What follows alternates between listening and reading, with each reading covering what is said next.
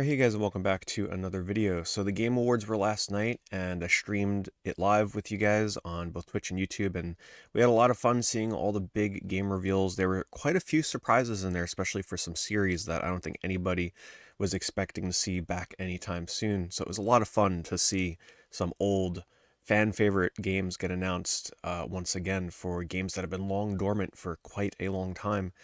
What I've done here is I've selected a small handful of my favorite games and trailers that were shown. It's a pretty small selection because honestly, there were a lot of games that I'm sure you guys were excited for, but they're either just not for me, or it was maybe a CG trailer that just didn't speak to me. I need to see some gameplay.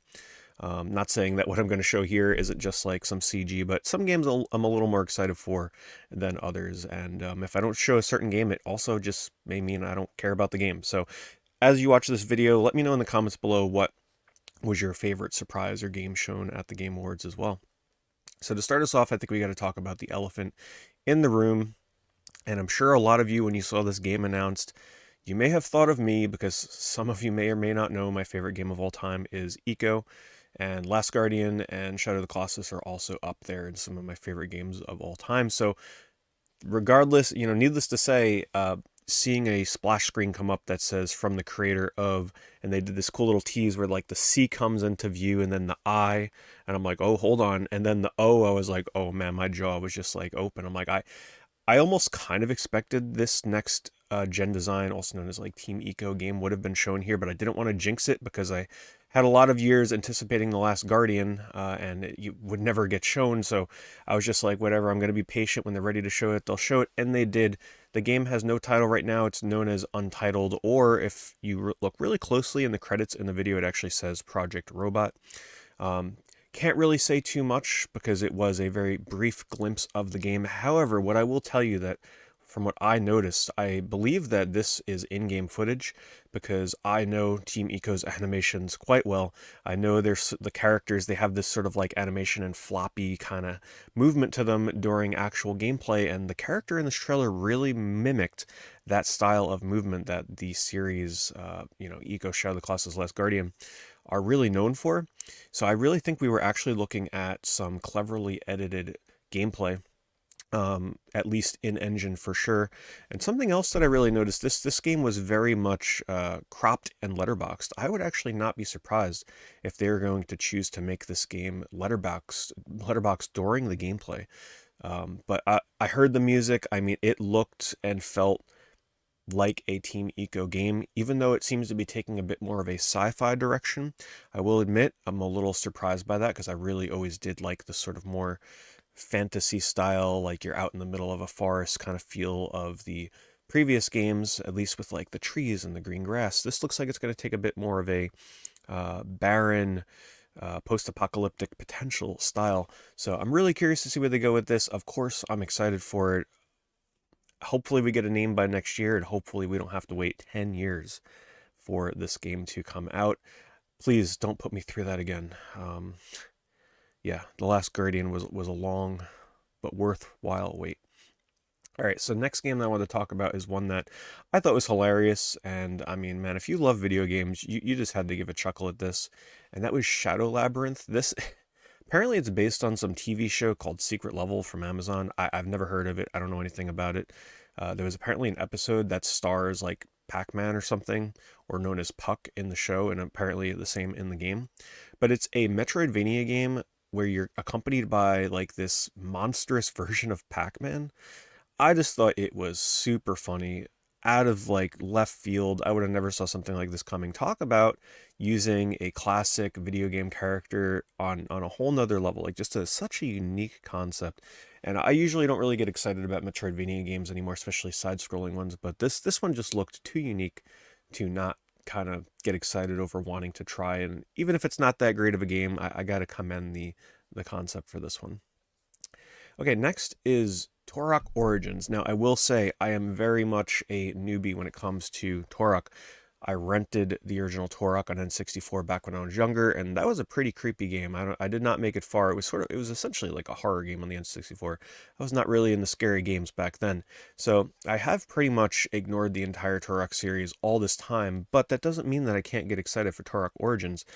Why? Because seeing other people's excitement for a new Turok game finally getting announced after, what's going to be nearly 17 years by the time this new one comes out, made me excited to want to go back and maybe play a couple of the games in the Turok series leading up to this new one. And it looked really fun. It looked like the kind of game that would have came out on the Xbox 360 and PS3. And yes, I know we have a Turok on those consoles, but it's just kind of nice to, for once, see a game that seems to understand just how absurd it is to be shooting down dinosaurs with like futuristic weapons and everything. And it looks really fun, like a fun return to form Turok style game from the little that I know about the series. And if Turok fans are excited, so am I. And I just love seeing old games from old series that have just been dormant for, like, in some cases, decades, just suddenly come back and the fans are super happy. And that kind of segues really nicely into the next game, which is Onimusha Way of the Sword. I have to say, this was one of the most clever trailers. Like, this was a trailer where the hardcore Onimusha fans, they were able to pinpoint it was an Onimusha trailer.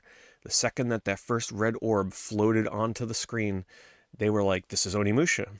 And of course, someone like me, where I've only played the first Onimusha, which I definitely enjoyed, but now it really makes me want to go back and continue the series leading up to this new one. But just being able to see the Onimusha fans just gush about their finally getting a new Onimusha game. I mean, it's super long overdue, and the way that trailer was edited was just genius because it was a trailer for the fans where only Onimusha fans would have understood what was going on with those orbs leading into the absorption into the weapon, and then of course actually seeing some gameplay.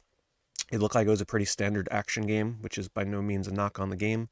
I don't know if it's going to end up being a Souls-like or more of a traditional, hack and slash action style game. Time will tell, we'll find out, but I think either way, Onimusha fans are at least happy that they're getting something from Capcom. Capcom kind of hit it out of the park this Game Awards. They really had some cool things to show and unexpected games. And next, something that I had avoided spoilers for, apparently it was leaked a little bit, but I didn't know it was coming, was another Sonic racing game. I have to say, I didn't catch the start of the trailer if they showed it was like from Sega or something, but at first I thought it was a new Ridge Racer game.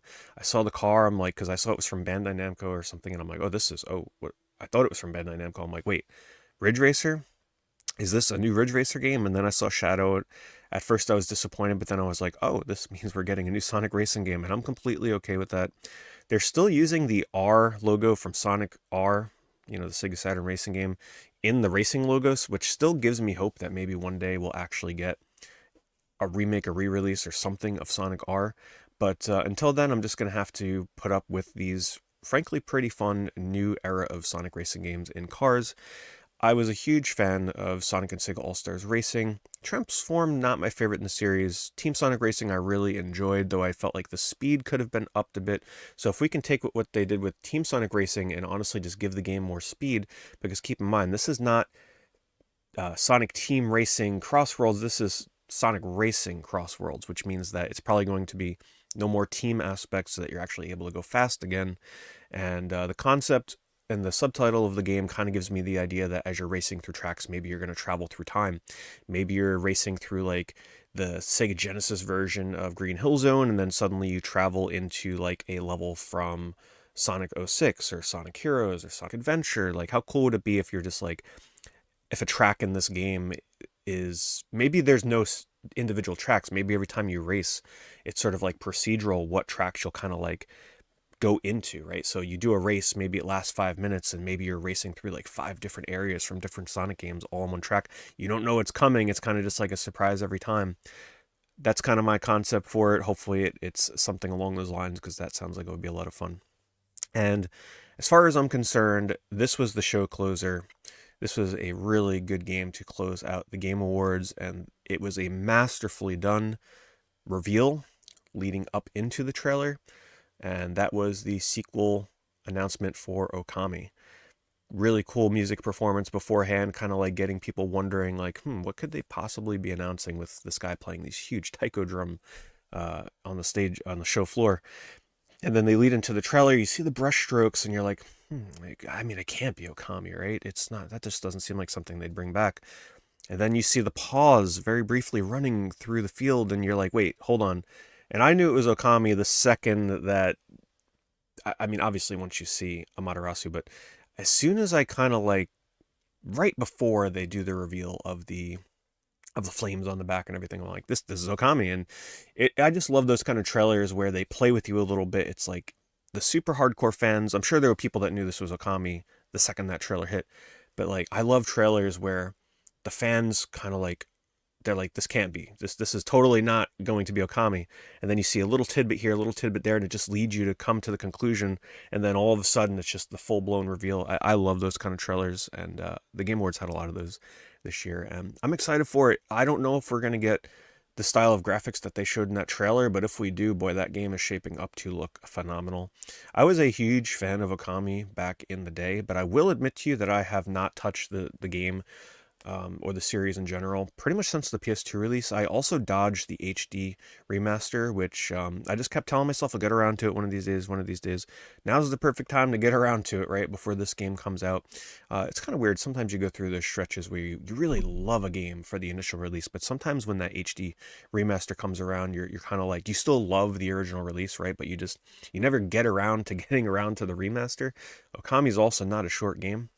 But I'm just so happy for the Okami fans out there that are finally getting a follow up to what I would consider. There's probably a lot of people out there, this is their absolute favorite game of all time, and it's just awesome to see it back. Hideki Kamiya also coming back for the game is like a really cool comeback story.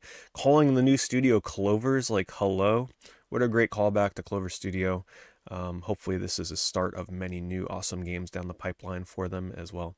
So, there were a lot of other announcements, but some games, honestly, I just don't care. Like I said, Okami, that was my show closer, and I thought it was a really fun Game Awards show. It was definitely an improvement over last year.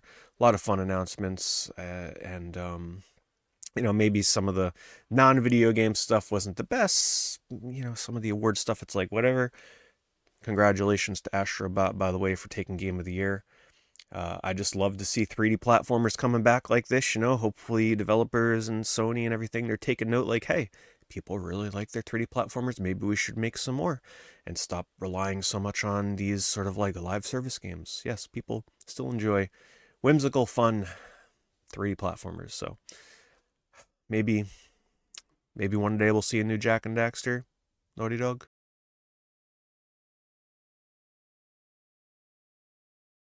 No, we totally won't. Anyway, thank you guys for watching. I'll see you guys in the next video.